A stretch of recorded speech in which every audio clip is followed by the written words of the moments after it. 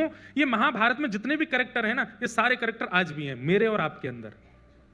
सत्य बात है, हम सब महाभारत के एक योद्धा हैं। बस ये पता करना है कि हम अर्जुन हैं कि दुर्योधन हैं। दुर्योधन का स्वभाव क्या है? जो मेरा नहीं हुआ वो किसी का नहीं होना चाहिए, ये दुर्योधन का स्वभाव है। मैं हार जाऊं, मैं मर जाऊं, मेरी स्थिति बुरी हो जाए, पर मैं जाते जाते उसको भी नहीं देखना चाहता कि उसको मिले, मतलब दूसरे के सुख से दुखी। ये दुर्योधन का स्वभाव है। अगर आपके अंदर ये है तो आप दुर्योधन हो। धृतराष्ट्र कौन है? जो स्वयं नहीं देखता, दूसरे की सुने पर चलता है। समझ आ रही है बात? आप इन लोगों को सामान्य भाषा में कहते हैं कान के कच्चे। ए सुनो, वो तुम्हारे बारे में ऐसे ऐसे कह रहा था, वो तो ऐसा है, वो तो, और आपने विश्वास मान भी लिया। अगर आप इस प्रवृत्ति के हो तो आप दुर्योधन हो, आप धृतराष्ट्र हो। गांधारी कौन है? आंख तो है पर ये नहीं देख रहे तो मैं क्यों देखूं? अपनी आंख पे पट्टी बांध ली। मतलब उसकी स्थिति तो है कि वो परिस्थिति को देख सकती है, परख सकती है, लेकिन आलस्य इतना ज्यादा है कि जब यही नहीं हिल रहे हैं तो हम क्यों हिले? आलस्य, जिसके कारण गांधारी। सब लोग ध्यान से सुनिए। शकुनी कौन है? खुद दुर्बल है, खुद निर्बल है, लेकिन दूसरों में तिल्ली लगाता ही रहेगा। तुम ऐसा करो, तुम ये कर सकते हो, तुम ये तुमसे होगा। और जब पूरी महाभारत हो जाए तो बैठे बैठे देख रहे सब खत्म, सर्वनाश करवा दिया। और सर्वनाश कराने के बाद में खुद सोचना चाहिए था ना तुमको। हम तो कहेंगे ही कि करो, नहीं करना तुमको देखना चाहिए। ये तो रहे कौरव। अब आ जाओ पांडवों की तरफ। पांडव कौन है? हमें अपने जीवन की महाभारत में कौरव नहीं बनना है, पांडव बनना है। क्यों? क्योंकि पांडवों का संग ठाकुर जी करते हैं, पांडवों का साथ ठाकुर जी देते हैं। सबसे पहला नाम युधिष्ठिर। युधिष्ठिर का स्वभाव क्या है? धर्म। इसलिए उसका नाम धर्मराज युधिष्ठिर है। धर्म है उसका स्वरूप। अगर कोई अधर्म है और उस अधर्म में फायदा ज्यादा है तो भी वो नहीं करेगा। है तो अधर्म ही, नहीं करूंगा मैं। धर्म और अधर्म की परिभाषा समझना बहुत मुश्किल है बंधुओं। इसलिए सत्संग नित्य किया करो। आप अपनी जॉब करो, पैसे कमाओ, दुनिया भर का जो करते हो मुंबई में सब करो, पर मेरी मान करके 20 मिनट रोज सत्संग को दिया करो, नित्य दिया करो। क्योंकि सत्संग ही आपकी विवेक बुद्धि जागृत करता है, और विवेक बुद्धि से ही धर्म का पता चलता है कि क्या धर्म है, क्या अधर्म है। तो धर्म का जो पालन करे वो युधिष्ठिर। भले ही अधर्म में करोड़ों का मुनाफा हो रहा है, लेकिन फिर भी नहीं करूंगा, धर्म करूंगा। हम कथा करते हैं, ऐसा चेहरा हो गया है हमारा कि हमको भी एडवर्टाइजमेंट करने के लिए बोलते हैं कई लोग, इसका कर दो, उसका कर दो, आप कह दोगे तो हमारे फ्लैट बिक जाएंगे, आप कह दोगे तो यूं हो जाएगा। कई लोग तो प्रलोभन दे देते हैं कि हम आपको इतना देंगे, ये कर दो। मन में भाव आता नहीं, इसके लिए वाणी नहीं है, इसके लिए स्वरूप नहीं है, इसके लिए बुद्धि विवेक नहीं है। बुद्धि विवेक कथा कह के कहने के लिए, कथा कह के दक्षिणा हम ले लेंगे, पर हाँ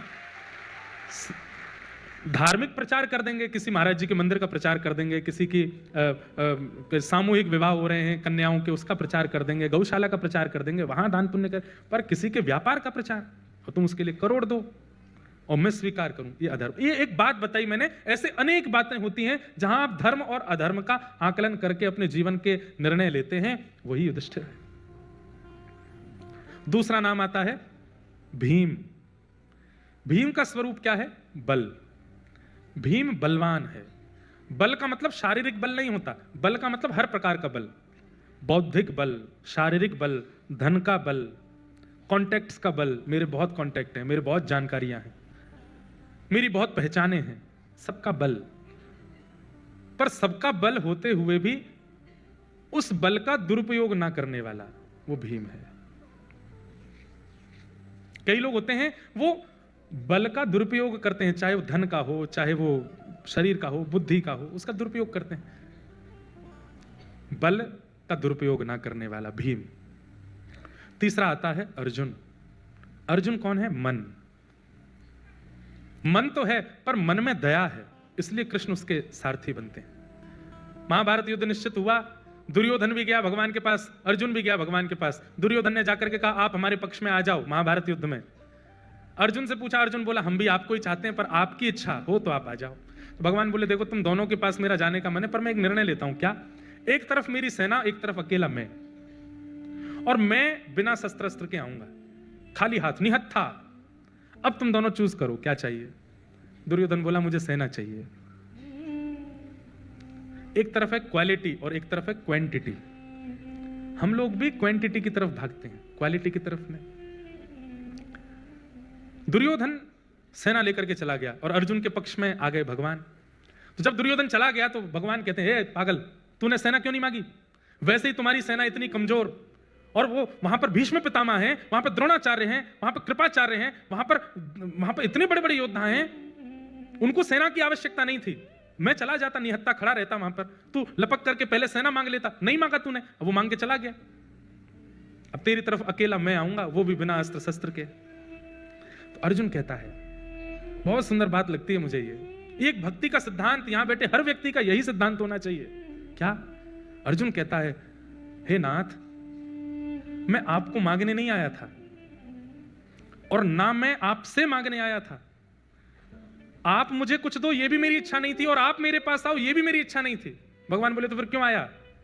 अर्जुन अपना हाथ भगवान के हाथ में देके कहता, खुद को देने आया था, खुद को अर्पित करने आया था।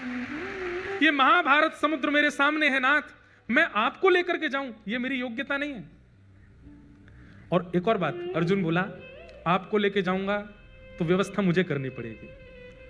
क्या खाओगे, कब खाओगे, कहां सोओगे? 8 बार तो भोजन करते हो आप, अष्टयाम सेवा होती ठाकुर जी की। मैं आपको लेकर के जाऊं तो सारी जिम्मेवारी मेरी बनेगी। आप कहोगे गर्म पानी ला के दो, आप कहोगे ये करो वो करो, आप मेरे मेहमान हो जाओगे। आपकी मेहमान नवाजी मेरे बस की बात नहीं है। तो मैं आपको मांगने नहीं आया था, आपसे मांगने नहीं आया था, मैं तो अर्पित करने आया हूं खुद को कि नाथ ये समुद्र है महाभारत का मेरे सामने, अब आप देखो, आप जानो, आपका काम जाने। मेरे मरने में अगर सफलता हो तो मार देना, बचाने में हो तो बचा लेना, आप देखो। बस इस बात ने महाभारत का युद्ध जिता दिया अर्जुन को। आप देख लो क्या करना है। ठाकुर जी ने मन में एक बार तो विचार, पहले तो भावुक हो गए ठाकुर जी, अर्जुन को हृदय से लगा, वाह अर्जुन, अब तू देख महाभारत युद्ध, तू देखना, बस एक बात का याद रखना। क्या? मैं कहूं तो दिन, मैं कहूं तो रात, मैं कहूं तो चल, मैं कहूं तो बैठ, मारा गिरधर लाल थारो नचायो नाचो, यही करना। बोला हाँ ठीक है। भगवान ने परीक्षा ली, सबको कथा पता है। एक समय आया, बीच मैदान में रथ रुक गया अर्जुन का, घोड़े प्यासे हैं, चिंगाड़ रहे थे घोड़े, और सामने से बाणों की बौछार, आगे नहीं बढ़ रहा है रथ। अर्जुन घबरा करके बोला नाथ अब क्या करें? बोले तुम्हारे घोड़े प्यासे हैं, पानी पिलाओ। बोले बीच युद्ध मैदान में कैसे पिलाऊं? बोले उतर करके गांडीव धनुष से पृथ्वी में गड्ढा करो, पानी का स्रोत निकालो, घोड़ों को पानी पिलाओ। एक बाण में ही निकल आएगा क्या पानी? कितने फीट नीचे पानी है, कब तक गड्ढा करना पड़ेगा, तब जाके जल का स्रोत निकलेगा। घोड़ों को पिलाना, वापस घोड़ों को ये असंभव जैसी बात थी। भगवान परीक्षा ले रहे थे अर्जुन की। अर्जुन नीचे उतरो, पानी का स्रोत निकालो, घोड़ों को पानी पिलाओ, वापस घोड़ों को रथ में लगाओ, पीछे बैठ जाओ। लेकिन अर्जुन ने दूसरी बार विचार नहीं किया, तुरंत उतर गया। और जबकि आप सब जानते हैं कि महाभारत युद्ध में सब लोगों के बाण पर एक ही नाम होता था कि अर्जुन, ये मरना चाहिए। सामने समूह खड़ा है बाण तान करके, और अर्जुन उस समय उतर जाता। जब अर्जुन उतर रहा था ना, तब ठाकुर जी के नेत्र सजल हो रहे थे। जब अर्जुन तस्कर से बाण निकाल के पृथ्वी में गड्ढा कर रहा था, ठाकुर जी भावुक हो रहे थे। कितना विश्वास है इसको मेरे पर, ये जानते हुए भी कि सामने वाले छन्नी बना देंगे इसको। उतर गया नीचे, पूरी प्रक्रिया हुई, घोड़ों को पानी पिला करके वापस रथ में लगा दिया। तब अर्जुन सोचता है मैं मरा क्यों नहीं अभी तक, मुझे किसी ने मारा क्यों नहीं? और जैसे ही उसने कौरव पक्ष की ओर देखा तो सब धनुष बाण ताने खड़े हैं, लेकिन चला कोई नहीं रहा है। और सबकी दृष्टि देखी तो सब अर्जुन के रथ के ऊपर की ओर देख रहे थे। तो अर्जुन ने कहा ये रथ के ऊपर देख रहे हैं, मैं भी तो देखूं। जैसे ही मुड़ करके देखा, ठाकुर जी मदन मोहन बन के खड़े थे। इतना सुंदर रूप बना करके खड़े हो गए कि सब ठाकुर जी को देखते रह गए, भूल गए कि अर्जुन को मारना है।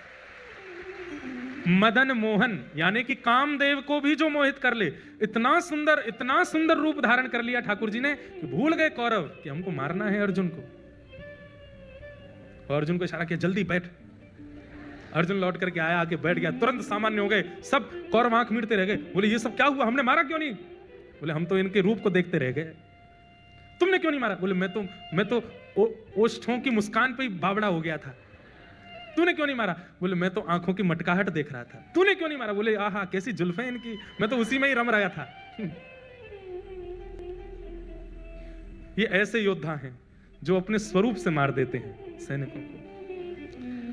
तो महाभारत में अर्जुन बनो, युधिष्ठिर बनो, भीम बनो, तब इस संसार रूपी महाभारत के तुम पांडव हो और कृष्ण आपके सारथी बनेंगे।